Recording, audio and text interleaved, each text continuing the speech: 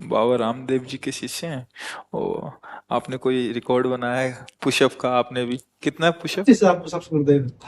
10 घंटे? 10 घंटे 25,000 पुशअप्स। और पाकिस्तान का वर्ल्ड रिकॉर्ड तोड़ा है इस तरह से पुशअप्स लगा के, रिस्ट पुशअप्स जी 2100 का था। लगती है महाराज जी, बड़ा कठिन होता है। आकर के दिखाओ वो, इसको थोड़ा सा बैठो वो। आप महाराज जी गुरुकुल में पढ़े हैं, पतंजलि स्वामी रामदेव जी के शिष्य हैं, वही आचार्य प्रथम ऋषि दादा गुरु हैं।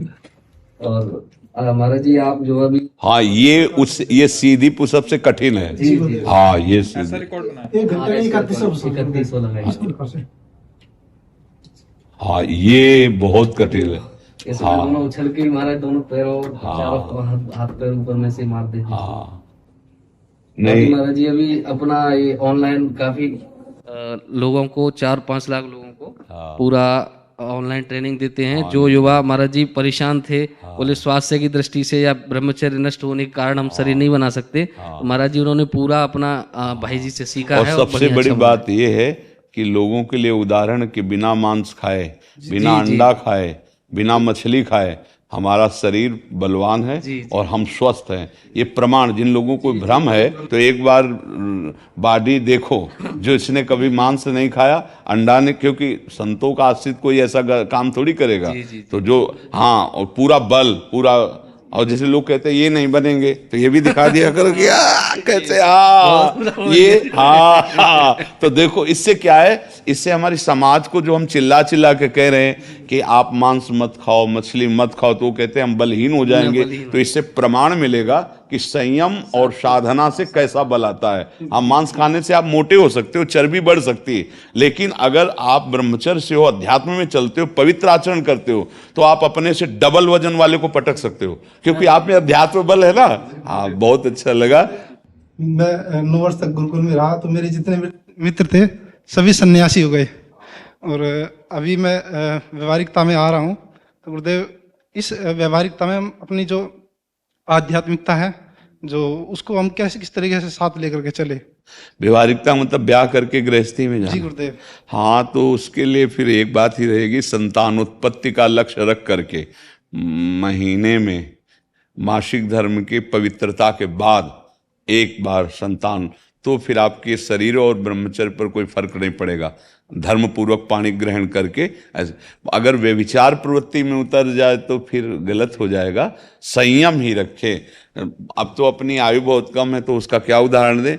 महाराज कश्यप जी 10,000 वर्ष तक ब्रह्मचर्य रहकर जब अपनी पत्नी विनता से, तो अरुण और गरुण जी प्रकट हुए।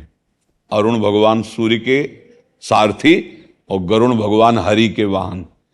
तो ऐसे भजन और सत्य पूर्वक तो देश भक्त संतानें होंगी, भगवत भक्त होंगी, संयमी होंगी। तो ये कोई हानि का विषय नहीं गृहस्थ धर्म, पर बस ध्यान ही रखना है कि संयम रहे, उसमें भी संयम का बर्ताव रहे, नहीं तो फिर वो तेज नहीं रह जाएगा, वो बात नहीं रह जाएगी।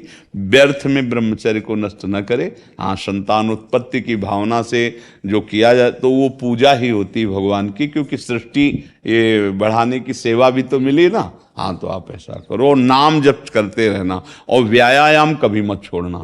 अगर चलने लायक हो तो जरूर करो, क्योंकि अगर आप व्यायाम छोड़ दिए आप किसी प्रमाद से, फिर आपका शरीर डाउन, मतलब परेशानी पैदा हो जाएगी, क्योंकि आपने बहुत खींचा ना।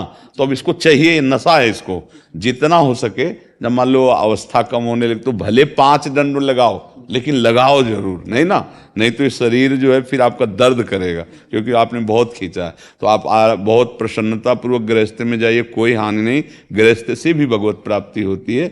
बस हम अपने थोड़ी संयम रूपी व्रत बनाए रखें और भगवान के आश्रित और नियमावली यही रखें जो आप अपनी दिनचर्या रख रहे हो, तो इससे बना रहेगा। ठीक है, बहुत अच्छा लगा हमें, इसलिए अच्छा लगा सबसे ज्यादा कि लोग ये बार बार प्रश्न करते हैं कि बिना मांस खाए, अंडा खाए हमारी बॉडी नहीं बनेगी, ताकत नहीं बनेगी। यही हम दिखाना चाहते हैं कि देखो, संतों के द्वारा शिक्षित व्यक्ति बलवान भी है और सब, और कुछ ऐसे गंदे भोजन नहीं करता है। हाँ, बहुत, एक बच्चा का दूध घी, हाँ, और ये एक बच्चा और आया था, उसका क्या वो देसी एक, हाँ ऐसे यहीं रहे, वहाँ इन्होंने रिकॉर्ड बनाया था महाराज जी, अंडर 19 के अंदर इन्होंने ये रिकॉर्ड बनाया। हाँ, बहुत सुंदर।